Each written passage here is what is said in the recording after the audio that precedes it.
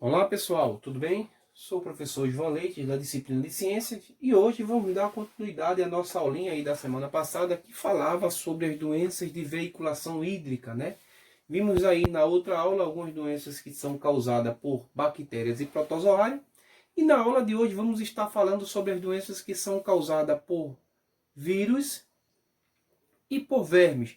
Lembrando-se que a aula de hoje é um resumo, temos aí várias doenças de veiculação hídrica que são causadas por vírus e que são causadas por vermes, o que permite aí a vocês a fazerem pesquisa e em busca, né, desse conhecimento que ele é amplo. Porém, vamos detalhar algumas aí na aulinha de hoje, tá ok? Para isso, vamos ver o que significa saúde e doença e vamos ver o que são verminoses e viroses. Saúde e doença.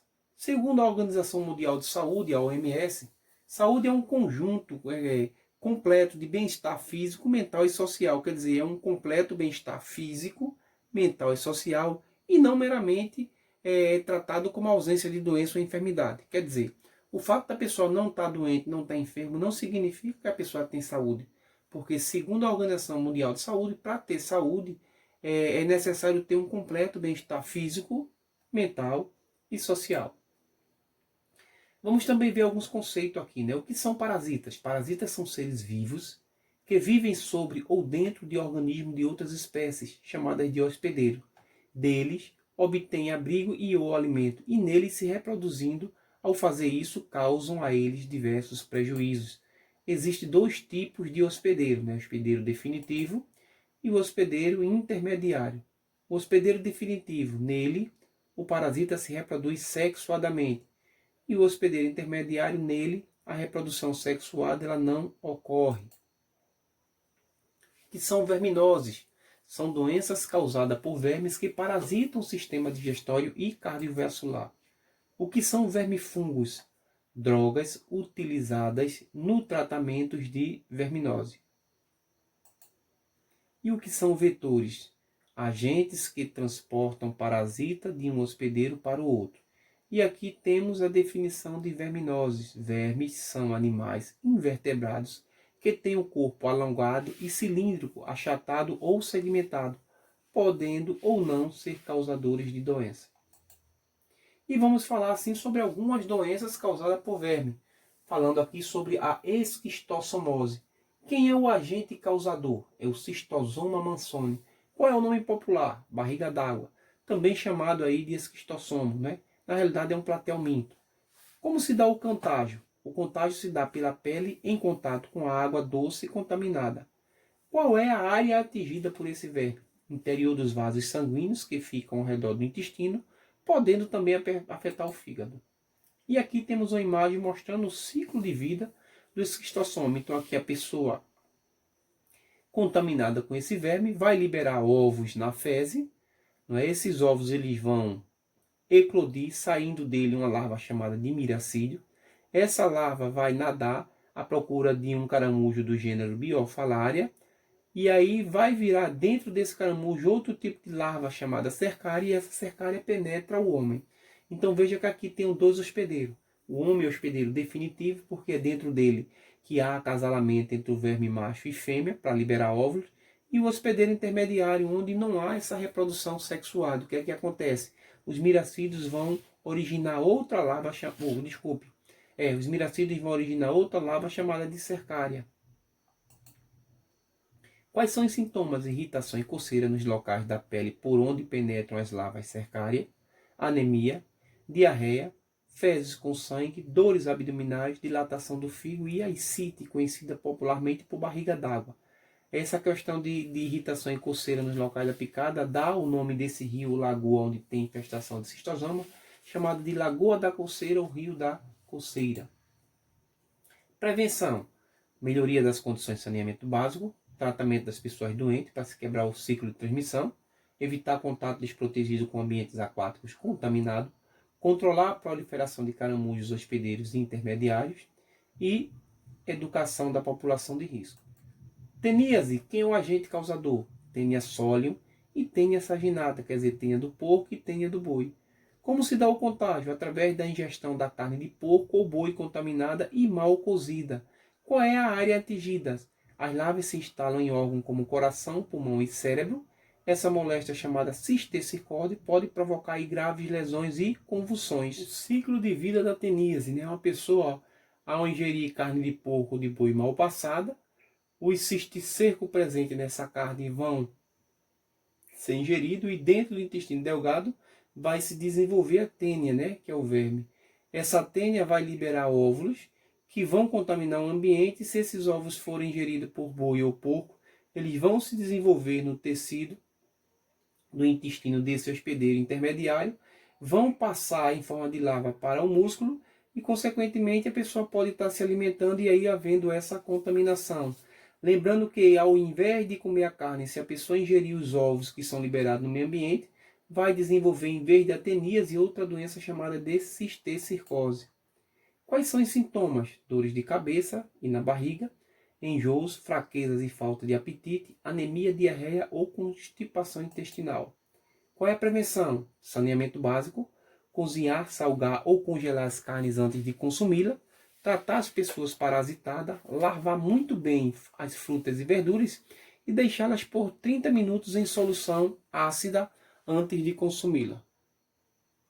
E aí, ascaridíase, qual é o agente causador? É o Ascaris lombrigoide. Qual o nome popular? Lombriga. Como se dá o contágio? Através da ingestão da água ou alimento contaminada com os ovos. Qual é a área atingida no indivíduo? As larvas eclodem dos ovos e podem alcançar diferentes órgãos como os pulmões, instalando-se assim no intestino. Ciclo de vida das ascaridíase, né? Uma pessoa ingerindo aí um alimento contaminado, esse ovo, ao entrar dentro do intestino, ele vai liberar a larva, o próprio Ascaris. Essas larvas elas vão passear por vários órgãos do corpo, levados pelas correntes sanguíneas, voltam depois para o intestino e lá se desenvolvem larva ou vermes adultos, que vão acasalar, vai liberar ovos, esses ovos vão sair junto com a fezes, e pode contaminar aí o solo, o alimento ou até a água, né? Fazendo com que esse ciclo ele tenha essa continuidade. Quais são os sintomas? Os ovos nos pulmões podem causar tosse, com eliminação de catarro com sangue, falta de ar e febre. Instalado no intestino pode provocar desnutrição e obstrução intestinal. Qual prevenção? Melhorar as condições de saneamento básico, tratar as pessoas parasitadas, cozinhar os alimentos e lavar frutas e verduras, deixando-as por 30 minutos em solução ácida. Manter hábitos de higiene pessoal e combater os insetos domésticos. E aí vamos falar um pouquinho aí sobre as viroses, né? Falar sobre essas arboviroses, no caso aí a dengue, a chikungunya e a zika, né? Não é somente pelo contato direto com a água contaminada que podemos adoecer. A água limpa pode também ser o lugar ideal para a proliferação de insetos que transmitem, né, diferentes tipos de doença. No caso aí, o agente transmissor, né, da dengue é o Aedes aegypti, né? Como se dá o contágio? A dengue ela é transmitida pela picada do mosquito Aedes aegypti fêmea, né? Após picar uma pessoa infectada com um dos 4 sorotipos do vírus, a fêmea pode transmitir o vírus para outra pessoa. Então, uma fêmea, uma vez sadia, ao entrar em contato com a pessoa contaminada, ela vai adquirir o vírus e vai estar contaminando as demais pessoas, que ela vai fazer o que a gente chama de reparto sanguíneo. Professor, por que só as fêmeas se alimentam? Só as fêmeas vão ter a estrutura aqui, o aparelho bucal, chamado de aparelho picador sugador, que serve para se alimentar de sangue, já que elas precisam da hemoglobina para poder estar formando aí os seus ovos. Os machos eles não fazem esse reparto sanguíneo, então só quem transmite aí, no caso as arbovirose, para os seres humanos é o mosquito Aedes aegypti fêmea. Quais são os sintomas? Febre alta, dores musculares intensas, dor ao movimentar os olhos, chamada de dor retroorbitária, dor de cabeça e manchas vermelhas no corpo. Sabendo que ela também pode se comportar de forma assintomática, o indivíduo pode ter e não sentir nada, e também ela pode evoluir para uma dengue mais grave, né, chamada de dengue com sinais e alarmes, que pode aí causar uma dengue hemorrágica. Qual é a prevenção? A melhor forma de se prevenir contra a dengue é evitar a proliferação do mosquito Aedes aegypti, eliminando a água armazenada, que podem se tornar possíveis criadores, como em vasos de plantas, lagões de água, pneus, garrafas plásticas, piscinas sem uso e sem manutenção, e até mesmo em recipientes pequenos como tampas de garrafa. Quer dizer, a menor maneira de combater a dengue é combatendo o mosquito transmissor.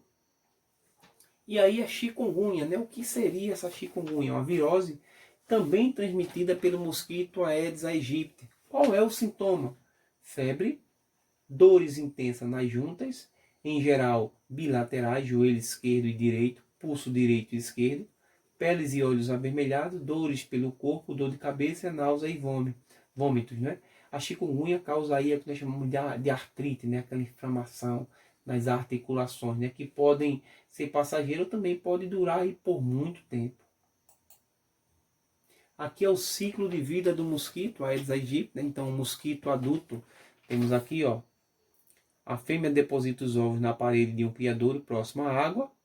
Os ovos eles eclodem no período chuvoso, onde entra em contato com a água, até porque eles podem passar até perto de um ano aí esperando contato com a água. Após essa eclosão do ovo, o Aedes aegypti torna-se uma larva de fase aquática. Essa larva vai passar por alguns estágios, L1, L2, L3, L4, e vai se desenvolvendo. Em condições favoráveis, o período entre a eclosão e a pupação gira em torno de 5 dias, quer dizer, eles vão passar em torno de 5 dias aí em forma de larva até virar pupa. A fase de pupa dura em média 3 dias e durante esse tempo permanece na superfície da água para facilitar o voo quando adulto. Então vai haver aqui a emersão, né? Ela vai sair de dentro dessa pupa aqui o mosquito adulto. A fase adulta é que o Aedes pode transmitir a doença ao homem. Então, enquanto ela está nessa fase aquática, não ocorre a transmissão das arboviroses, quer dizer, zika, chikungunya e dengue. Na fase adulta é que o mosquito passa a ser o transmissor dessas arboviroses. Mas para se combater esse mosquito, temos que combater a fase aquática.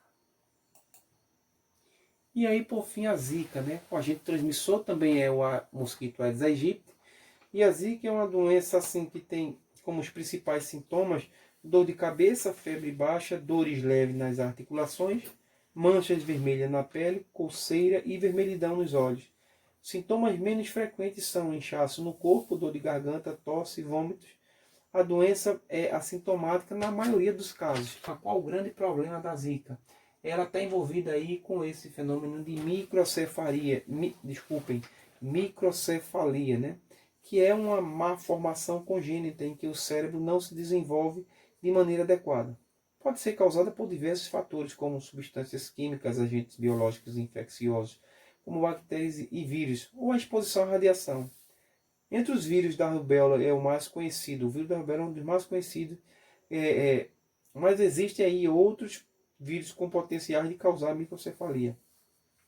O Ministério da Saúde ele confirma a relação entre o vírus da zika e a microcefalia, mas ainda existem muitos estudos em andamento para entender, né, o mecanismo de ação viral no organismo do feto, né, como é que ele consegue afetar aí a criança ainda em feto para não ocorrer o desenvolvimento normal do cérebro. Então essa é uma grande consequência do Zika vírus, né, na gestação. E aí a febre amarela. Existem outros tipos de mosquito que vão transmitir a febre amarela. Existem 2 tipos de febre amarela. Aquela chamada de febre amarela urbana e a febre amarela silvestre, né? A febre amarela é também causada por vírus transmitido por mosquito. Essa doença ela recebe o nome por causa do tom amarelado que a pele de algumas pessoas acometidas por ela ficam, né? É uma doença que tem também letalidade, ela pode levar a óbito quando não tratada adequadamente. A febre amarela silvestre, ela ocorre nas regiões de floresta, né? Em áreas de matas, áreas rurais, onde a doença é mais comum. A transmissão se faz por meio da picada do mosquito do gênero Haemagogos e Sabetes, infectados pelos vírus encontrados geralmente em macacos infectados. Então, qual a diferença aí entre a febre amarela urbana e a febre amarela silvestre? É que a febre amarela silvestre é transmitida por mosquitos do gênero Haemagogos e Sabetes. E a febre amarela urbana é transmitida pelo mosquito Aedes aegypti. Comportamento viral é praticamente o mesmo. O diferencial está no seu agente transmissor. Pessoal, essa é a aulinha que eu tinha aí para vocês, concluindo, né, a aula da semana passada. Espero que vocês tenham gostado. Como eu já disse a vocês, esse assunto é muito amplo, existe aí várias verminoses que não foi tratada nessa aula de hoje, mas também cabe a vocês aí ampliar essa área de pesquisa de vocês para que vocês possam estar cada vez mais buscando conhecimento, tá bom? Vou deixar aí uma atividadezinha para vocês nas páginas 170, 171 e 172. Vocês façam essa atividade na live da manhã, a gente faz a correção e consequentemente tira a dúvida se caso elas aparecerem, tá bom? Fiquem todos com Deus, um cheiro bem forte no coração de cada um e até a próxima videoaula.